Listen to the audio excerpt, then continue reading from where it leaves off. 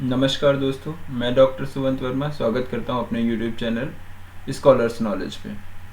काफ़ी दिनों से कुछ बच्चे चाह रहे थे कि हम जो एम कॉम के बच्चे थे पीजी क्लास के, मैं नॉर्मली एम कॉम को ही फोकस कर रहा हूं, लेकिन हाँ, ये जो लेक्चर है it will be beneficial for all the students of post graduation in Lucknow university. Actually मैं लखनऊ यूनिवर्सिटी से के ही बच्चे नॉर्मली मैं देख रहा हूँ, इस समय काफ़ी बच्चे पूछ रहे थे कि सर डिसर्टेशन क्या होता है, कैसे बनाना है और क्या फॉर्मेट रहेगा, क्या चीज़ें हैं। तो मैं कोशिश कर रहा हूँ कि आपको हर चीज़ इस लेक्चर में बता दूँ।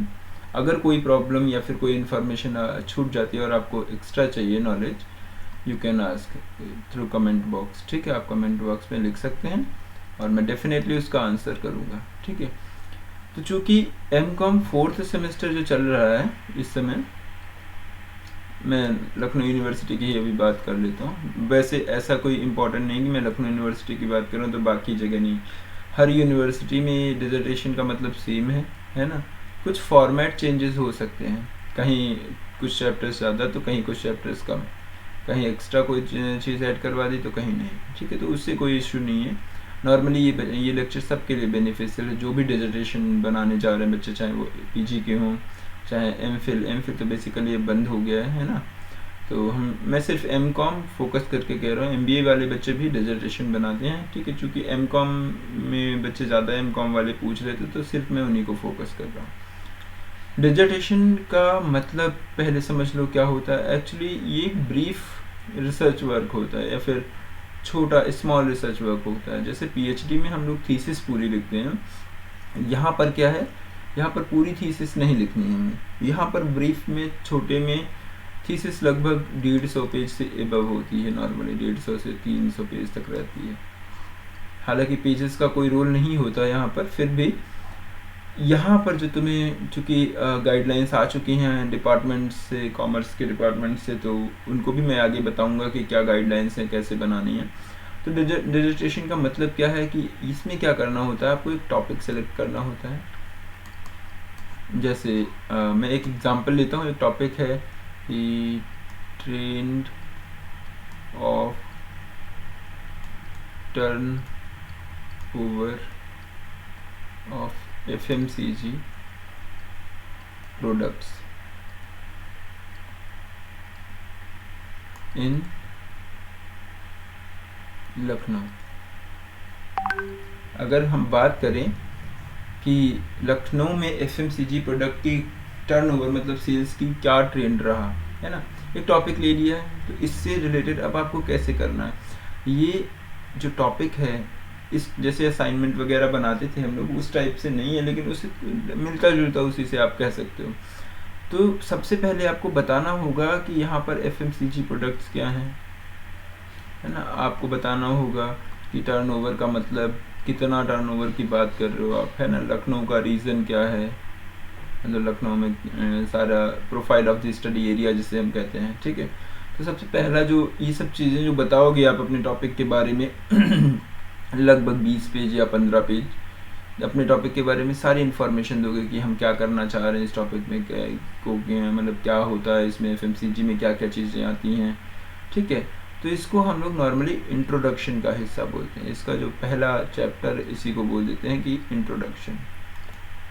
इंट्रोडक्शन का मतलब कि हम अपने टॉपिक को इंट्रोड्यूस कर रहे हैं और हम अपने टॉपिक में FMCG का मतलब ये समझ रहे हैं और FMCG में ये गुड्स को हम इंक्लूड कर रहे हैं। ठीक है, इसके अलावा जो नेक्स्ट चैप्टर होता है, मैं केवल अभी बता रहा हूँ, आगे में पूरा जो नोटिस आई उसको मैं बताऊँगा, पढ़ के सुनाऊँगा। तो पहला चैप्टर अगर इंट्रोडक्शन है, सेकेंड चैप्टर बताया जाता है कि रिव्यू ऑफ लिटरेचर होता है। रिव्यू ऑफ लिटरेचर, अभी ये क्या होता है, चूँकि आप लोग नए हो, आपको नहीं पता कि रिव्यू ऑफ लिटरेचर क्या है। हाँ, ये बात अलग है कि आपके सिलेबस में BRA में एक सब्जेक्ट है बिजनेस रिसर्च मेथोडोलॉजी। अगर आपने पढ़ा है तो आप डेफिनेटली ये समझते होंगे कि रिव्यू ऑफ लिटरेचर का क्या मीनिंग है। यहाँ पर मैं अगर आपको सिंपल वे में समझाऊँ तो आपको अपने टॉपिक से रिलेटेड लिटरेचर ढूंढना होगा। आप इंटरनेट पे जाइए, गूगल पे जाइए, अपने टॉपिक को डालिए और लिखिए इससे रिलेटेड लिटरेचर। आपको काफ़ी रिसर्च पेपर्स मिल जाएंगे, काफ़ी बुक्स मिल जाएंगी, जिसमें आपके टॉपिक के बारे में दिया होगा, एफएमसीजी के बारे में दिया होगा, और उसका रिसर्च पेपर अगर पुराने मिल गए तो उसके ट्रेंड पैटर्न, पुराना क्या ट्रेंड रहा, ट्रेंड का मतलब सेल बढ़ी है या सेल घटी है ना, कौन से एफएमसीजी गुड्स को जो कैटेगरीज हैं उसमें से किस कैटेगरी का ट्रेंड में सेल्स घटी है या सेल्स बढ़ी है ना। तो आप इन सारी चीज़ों को लिटरेचर के रिव्यू से ही पता कर पाओगे। लिटरेचर मतलब जो आपके टॉपिक से रिलेटेड पहले पुराना रिसर्च किया गया है, किसी ने रिसर्च पेपर लिखा है, किसी ने कोई बुक लिखी है, या फिर किसी बुक में कोई चैप्टर है और वो चैप्टर आपके एफएमसीजी प्रोडक्ट से रिलेटेड है। ये सारी इन्फॉर्मेशन आपको कहाँ मिल जाएगी, नेट पे मिल जाएगी डेफिनेटली आपको टॉपिक से रिलेटेड। और आप जो है सेकेंड चैप्टर में क्या लिखोगे कि इस लिटरेचर को जो भी आपने सर्च किया उसको अपनी समरी में, अपनी लैंग्वेज में आपको कन्वर्ट करके लिखना है। और इसके बाद में इसी चैप्टर में एक एक्स्ट्रा चीज़ ऐड करी जाती है कि इसमें आपने क्या ऐसा पाया जो इन्होंने टच नहीं किया। मतलब सारे लिटरेचर को रिव्यू करोगे जब आप, तो आपको ये पता चल जाएगा कि क्या, जितने मान लेते हैं आपने 100 रिसर्च लिटरेचर रिव्यू की, 100 तो बहुत ज़्यादा होगा, मैं 40 की बात कर रहा हूँ, कोई 40 रिसर्च लिटरेचर आपने रिव्यू किए, तो आपको ये आइडिया लग जाएगा कि इन्होंने क्या, कौन सी चीज़ पे फोकस किया, इन्होंने सबका पता चलेगा कि किस रिसर्चर ने किस टॉपिक पे या किस एफएमसीजी प्रोडक्ट पे फोकस किया। ऐसा भी हो सकता है कोई एक कैटेगरी एफएमसीजी प्रोडक्ट की ऐसी हो जिस पे किसी भी रिसर्चर ने फोकस ना किया हो, तो जो कैटेगरी होगी, है ना, that will be your research gap. आप उतना अंदर मत जाइए क्योंकि यहाँ पर आपका डेजर्टेशन है, तो आपको क्या करना है, अपने टॉपिक से रिलेटेड लिटरेचर सर्च करना है और लिटरेचर को समरी में अपनी लैंग्वेज में लिखना है। ठीक है। जो थर्ड चैप्टर होता है, बेसिकली आपके यहाँ इसमें लखनऊ यूनिवर्सिटी में इन्होंने सेकंड और थर्ड चैप्टर को मर्ज कर दिया, फिर भी मैं अभी केवल बता रहा हूँ, आगे जो फॉर्मेट है वो मैं डेफिनेटली आपको समझाऊंगा। जो थर्ड चैप्टर होता है वो होता है रिसर्च मेथडोलॉजी। इसमें आप बताओगे कि जो आपका टॉपिक है, जिस पे आप काम कर रहे हो, जिसमें आप रिसर्च या स्टडी करने जा रहे हो, उससे रिलेटेड अगर आपको कोई डाटा चाहिए होगा तो वो कैसा होगा, क्या वो प्राइमरी होगा या वो सेकेंडरी होगा। मेरी राय रहेगी कि आप सेकेंडरी फोकस करिए, क्योंकि आप एमकॉम कर रहे हैं, आपके पास टाइम की शॉर्टेज रहती है। आप सेकेंडरी डेटा उठाइए, जैसे कि ये जो टॉपिक लिया है, ये पूरा टॉपिक मेरा सेकेंडरी डेटा से रिलेटेड है। आप जाइए किसी की वेबसाइट पे और नॉर्मली सर्च कर लीजिए, लखनऊ का छोड़ करके अगर आप अमेजोन कर लेते हैं या फिर फ्लिपकार्ट कर लेते हैं, स्नैपडील कर लेते हैं ना, तो आपको आसानी से सेकेंडरी डेटा मिल जाएगा। तो सबसे पहले आपको आरएम में ढूंढना होगा कि आपका डेटा कैसा चाहिए होगा सेकेंडरी।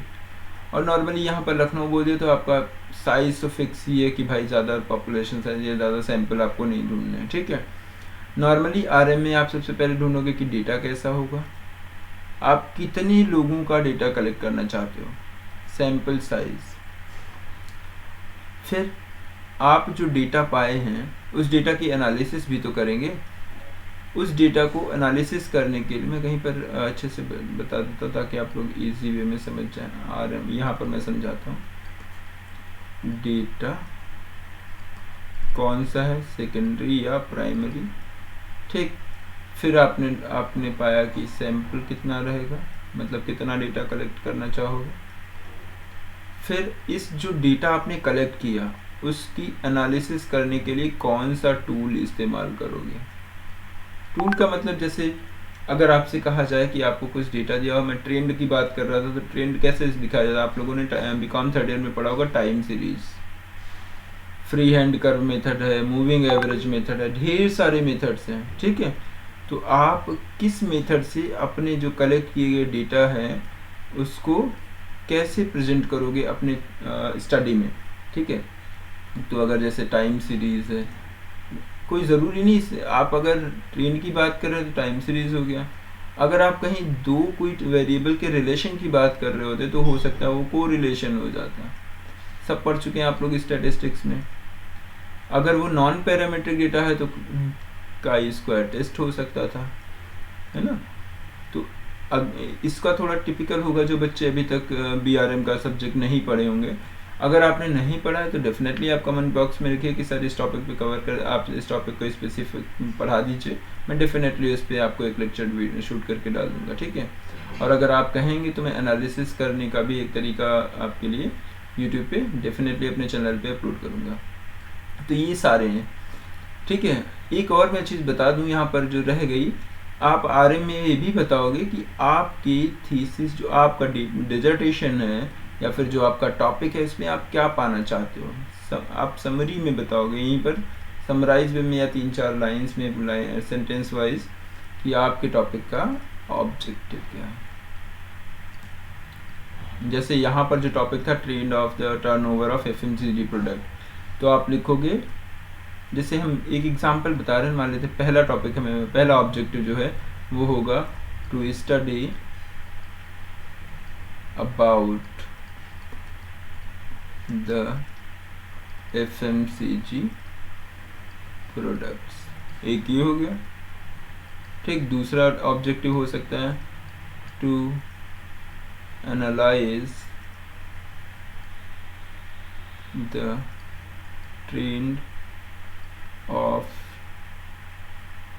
FMCG products turnover या फिर turnover of FMCG product, ठीक। इसके अलावा भी हो सकता है थर्ड ऑब्जेक्टिव आप बना सकते हैं कि to suggest some important recommendations, है ना। ये सब चीज़ें आप एक्स्ट्रा ऑब्जेक्टिव कुछ भी कई सारे बना सकते हो, लेकिन मेरी राय रहेगी कि आप ज़्यादा से ज़्यादा 3 ऑब्जेक्टिव बनाएं, 3 या 4, इससे ज़्यादा ऑब्जेक्टिव ना बनाएं। जितना आप ऑब्जेक्टिव बनाएंगे उतना आपको एनालिसिस बढ़ानी पड़ेगी, ठीक है। तो आपको क्या करना है, आपको डेटा बताना है कि कौन सा कलेक्ट करोगे। थर्ड चैप्टर में सैम्पल साइज़ क्या रहेगा। एक चीज़ बता दें, आप डिसर्टेशन में हैं तो अगर आप इसको स्किप भी कर जाते हैं तो कोई इशू नहीं है, ठीक है। ऑब्जेक्टिव डेफिनेटली आपको बताना होगा, टूल्स बताने होंगे, इनको नॉर्मली स्टैटिस्टिकल टूल्स कहते हैं, ठीक है। इसमें टाइम सीरीज है, कोरिलेशन है, रिग्रेशन है, काई स्क्वायर टेस्ट है, अनोवा है, ठीक है। जो चीज़ें आप लोगों ने पढ़ी हैं वही मैं ज़्यादा डिस्कस करूँगा कि टाइम सीरीज आपने पढ़ रखा, कोरिलेशन, रिग्रेशन और काई स्क्वायर पढ़ रखा है। जो आपको आता है आप डेफिनेटली वही चूज़ करिएगा, क्योंकि ज़्यादा आप अगर नए पे जाओगे तो आपका हो सकता मतलब उतना अच्छा ना बन पाए आपका स्टडी। जो 4th चैप्टर होगा, क्योंकि अब आपने डिसाइड कर लिया कि क्या करना है, डेटा कौन सा होगा, तो 4th चैप्टर होगा एनालिसिस एंड इंटरप्रिटेशन, ठीक। इसको डेटा एनालिसिस एंड इंटरप्रिटेशन भी कहते हैं, ठीक है।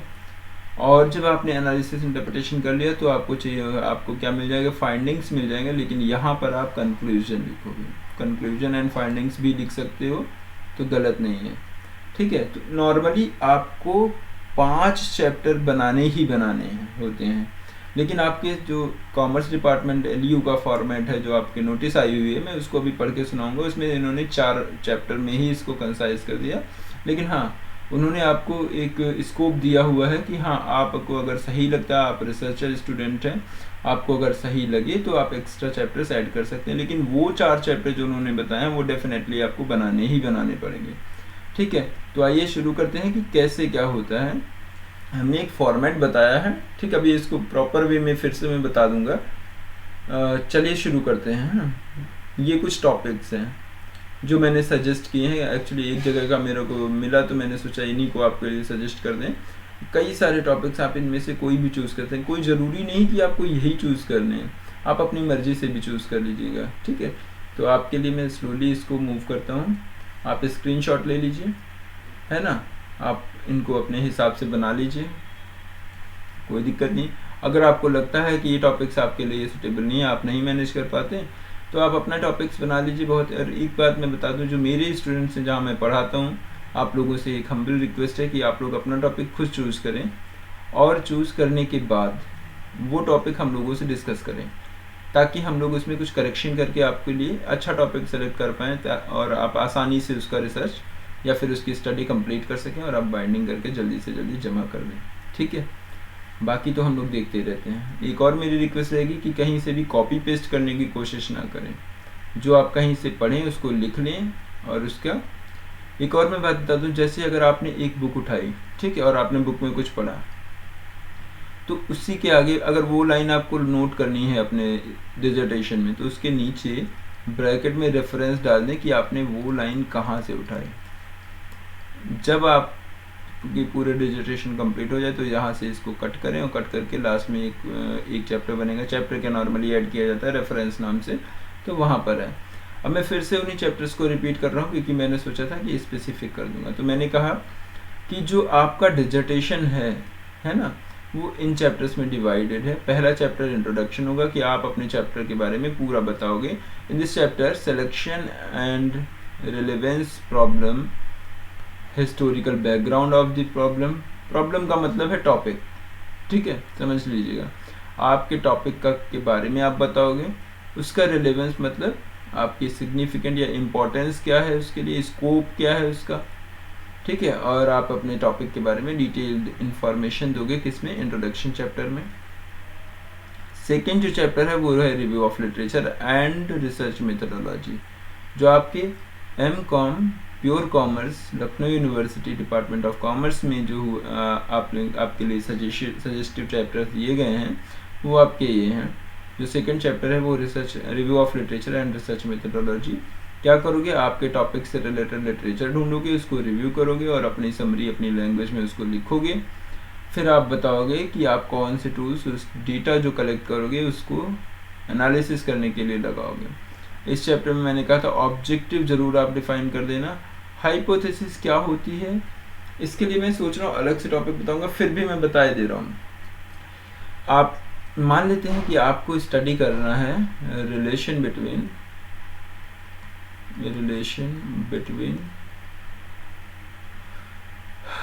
प्राइस एंड डिमांड, ठीक है। इकोनॉमिक्स में घुस गए, कोई दिक्कत नहीं। तो आप क्या करोगे, हाइपोथेसिस का मतलब होता है अजम्पशन। आपने अज्यूम कर लिया कि हम मान के चल रहे हैं कि प्राइस और डिमांड में कोई अजम्पशन, कोई रिलेशन नहीं है ना। आप ये मानोगे अगर प्राइस और डिमांड में कोई रिलेशन नहीं है, इसको आपको प्रूव करना है। अगर रिलेशन निकलता है तो आपकी ये वाला जो अजम्पशन था ये डिस्प्रूव हो जाएगा। इसका मतलब ये हो जाएगा, आप बताओगे कि हाँ प्राइस और डिमांड में रिलेशन है। आप अज्यूम करके चल रहे हो कि नहीं है, और जब प्रूव हो जाएगा तो आप कहोगे ये रिलेशन नहीं है। अगर पता चले कैलकुलेशन के बाद कि इसमें कोई रिलेशन है तो वो डेफिनेटली अपना आंसर आएगा। हाइपोथेसिस को मैं बेसिकली अलग से बताऊंगा। आप लोग काफ़ी, मुझे पता है कि बीआरएम का अभी सिलेबस या फिर काफ़ी पीछे होगा क्योंकि शुरुआत है अभी। इसके लिए मैं अलग से स्पेसिफिक लेक्चर लाऊंगा क्योंकि हाइपोथेसिस पढ़ाने के लिए 2 या 4 मिनट काफ़ी नहीं होते। हमें आपको एक एक चीज़ बतानी होगी और उसके बाद में उसके क्या इंपॉर्टेंस है, उसको कैसे हम प्रूव करते हैं, कैसे डिस्प्रूव करते हैं, क्या नल हाइपोथेसिस होती है, कैसे अल्टरनेटिव हाइपोथेसिस बताई जाती है, सिग्निफिकेंट लेवल क्या होता है, सारी चीज़ें अलग से मैं बताऊंगा। हालांकि एक बात बता दूं, डिजर्टेशन के लिए आपको इतना पढ़ने की ज़रूरत नहीं है, ठीक है। तो आपके चैप्टर नंबर 2 में ऑब्जेक्टिव होना कंपलसरी है। हाइपोथेसिस बना पाते हैं तो बेहतर है, नहीं बना पाते तो अपने टीचर से कंसल्ट करिए, वो डेफिनेटली आपकी हेल्प करेंगे। आपके टॉपिक या स्टडी का ऑब्जेक्टिव क्या है, सिलेक्शन ऑफ द प्रॉब्लम, इसको आपको लिखने की ज़रूरत नहीं है। सैम्पल साइज मैंने बोला था, ये लिख दीजिएगा। डेटा कैसे कलेक्शन करेंगे, सेकेंडरी है या प्राइमरी है। टेबुलेशन ऑफ डेटा डालने की जरूरत नहीं है। Tools and techniques of to be used and limitation. आपकी स्टडी कितनी चीज़ें फोकस कर रही है ना। आप अगर बोलते हो कि हमारी स्टडी जो है 2014 से 2020 तक स्टडी कर रही, तो this is your limitation of the study. कैसे, 2014 से पहले अगर कोई इसमें चेंजेस आए होंगे तो ये आप पे एप्लीकेबल नहीं होंगे आपके टॉपिक पे, और 20 के बाद अगर कोई चेंजेस आए होंगे तो आपके टॉपिक उससे फ़र्क नहीं पड़ेगा। तो ये क्या होगा, ये लिमिटेशन होगा, ठीक है। Significance of the study. तो आपके चैप्टर नंबर 2 थोड़ा बड़ा होने वाला है, उसमें आपको क्या करना है, लिटरेचर के लिए मेरी राय ये रहेगी कि आप लगभग 35 से 40, ज़्यादा हो गए, आप 30 से 35 कर लो, है ना। आप नए हो, 30 से 35 रिसर्च पेपर ढूंढो नेट से और उनको पढ़ो। नॉर्मली मैं बता दूं, अगर आपको ज़्यादा नहीं पढ़ना है उसको, तो आप उसका कंक्लूजन पढ़ लो और अब्स्ट्रैक्ट पढ़ लो, ठीक है। हर रिसर्च पेपर में दो सेक्शंस होते हैं। अब्स्ट्रैक्ट होता है जो शुरुआत में ही दिया रहता है, उसमें दिया रहता है ब्रीफ में कि आपको इस टॉपिक का क्या होने वाला है, उस टॉपिक में ऑब्जेक्टिव क्या ब्रीफ में दिया रहते हैं, उसमें टूल्स क्या लगाएगा और फाइंडिंग्स क्या निकली। इसको पढ़ने के बाद उसी जर्नल या उसी रिसर्च पेपर का कंक्लूजन पढ़ लो और इन दोनों को पढ़ने के बाद आप उसको ब्रीफ में लिख दो, ठीक है। तो आपका जो चैप्टर 2 है उसमें रिव्यू ऑफ लिटरेचर लगभग 30 तो होने चाहिए लिटरेचर के रिव्यू। साथ ही साथ आपका ये जो है ऑब्जेक्टिव है, स्कोप है, डेटा कलेक्शन है, सैम्पल साइज है, टूल्स है, इसको जोड़ जाड़ के आपके 5 पेज और बन जाएंगे। तो लगभग 40 पेज, लगभग 40 पेज जो हैं आपके इधर आ जाएंगे, ठीक है। आगे चलते हैं। जो नेक्स्ट चैप्टर है, थर्ड चैप्टर, अब आप अपने डेटा को एनालिसिस करेंगे। This chapter is the core part of the study. The analysis pertaining to collected data will be done by the students. The application of selected tools, जो मैंने कहा था टाइम सीरीज है, कोरिलेशन है, regression है, will be used to arrive at findings. जो analysis होके जो रिजल्ट आएगा that will be your findings, और उन्हीं को इंटरप्रेट करोगे। जैसे आपने ग्राफ बनाया है ना, ग्राफ कुछ ऐसे दिखा रहा है, तो आप क्या करोगे, इसको एक्सप्लेन करोगे कि शुरुआत में आपका जो रिलेशन बता रहे हो वो धीरे धीरे इंक्रीज हो रहा था, फिर बीच में ज़्यादा अपने पीक पे पहुंचा, फिर उसमें डिप्रेशन आया, उसमें कुछ कमियां आने लगी, और वो कारण क्या है वो आपको नहीं बताना, वो आपको कंक्लूजन में बताना है। इसमें आपको सिर्फ इसी को एक्सप्लेन करना है, दैट इज़ योर इंटरप्रिटेशन, ठीक है। लास्ट जो चैप्टर होगा वो होगा आपका कंक्लूजन, और कंक्लूजन के बाद चूंकि आपके इसमें लिखा हुआ है, इसमें देखो कंक्लूजन का मतलब है कि जो आपने स्टडी करी उसमें क्या कंक्लूजन निकला, आपने फाइंडिंग्स निकाली, उसका रिजल्ट क्या निकला, है ना, उस रिजल्ट को कंक्लूजन के फॉर्म में आप लिखोगे। तो ये 4 चैप्टर आपके डिसर्टेशन में होने ज़रूरी हैं, ठीक है। ये नोटिस है, फिर से मैं बता दे रहा हूँ आपको। इंट्रोडक्शन हो गया पहला, ठीक। फिर क्या हो गया, रिव्यू लिटरेचर एंड आरएम, फिर एनालिसिस एंड इंटरप्रिटेशन, फिर कंक्लूजन, ठीक। ये 4 चैप्टर हैं। और अब मैं नोटिस पढ़ के सुनाता हूँ जो आपके डिपार्टमेंट से आई है। लिखा है, any research topic in consultation with your supervisor. Supervisor का मतलब है यहाँ पर कि आपके डिपार्टमेंट का टीचर जो आपको सब्जेक्ट्स पढ़ाते हैं। आप जैसे मान लेते हैं आपके क्लास में, आपके डिपार्टमेंट में 3 टीचर हैं, है ना, तीनों आपको सब्जेक्ट पढ़ाते हैं, आप तीनों से कंसल्ट कर सकते हैं। चाहे तो किसी एक से कंसल्ट कर लीजिए, आपके टीचर बताएंगे, डेफिनेटली आपकी हेल्प करेंगे। उनसे राय लेके, जैसा मैंने अभी कहा था कि मैं आप लोगों से ये उम्मीद करता हूँ कि आप अपना टॉपिक सेलेक्ट करें और फिर हमसे डिस्कस करें ताकि हम उसको अच्छा बनाएं, है ना। तो सबसे पहला काम जो है इन्होंने लिखा है कि आपको टॉपिक सेलेक्ट करना है अपने सुपरवाइजर का मतलब फैकल्टी टीचर, सुपरवाइजर का मतलब है आपका टीचर से कंसल्ट करिए टॉपिक के बारे में, और टॉपिक का जो जिस्ट निकले, जो आपका टीचर सजेस्ट करे वही टॉपिक आप सेलेक्ट करिए। कवर पेज के बारे में, सबका कवर पेज होता है, असाइनमेंट बनाते थे आप लोग, उसमें कवर पेज होता था, है ना। असाइनमेंट है, जो इंटर्नशिप रिपोर्ट आप लोगों ने 3rd सेमेस्टर में सबमिट करी थी, उसमें भी कवर पेज होता था। तो यहाँ पर जो कवर पेज है, वो कवर पेज आपको अभी सजेस्ट नहीं किया जाएगा, क्योंकि डिपार्टमेंट ने कहा है कि हम आपको कवर पेज बाद में बताएंगे। तो जब कवर पेज का फॉर्मेट आएगा, मैं डेफिनेटली आपको उसको शेयर कर दूंगा इसी ग्रुप में, इसी लेक्चर के नीचे कमेंट बॉक्स में, ठीक है। और इन्होंने जो प्रपोज चैप्टर प्लान भेजे हैं वो वही चीज़ है जो मैंने बताया था। एक पहला इंट्रोडक्शन है, फिर review of literature and methodology है। एक्चुअली बहुत मतलब साफ दिख नहीं रहा है क्योंकि इसकी पिक्चर ही कुछ ऐसी आई थी। तो और 3rd चैप्टर जो है वो एनालिसिस एंड इंटरप्रिटेशन है। 4th चैप्टर है कंक्लूजन। आगे लिखा है, if in the given list is suggestive. जो गिवन लिस्ट है ये सजेस्टिव है, ठीक है। The dissertation must include these chapters.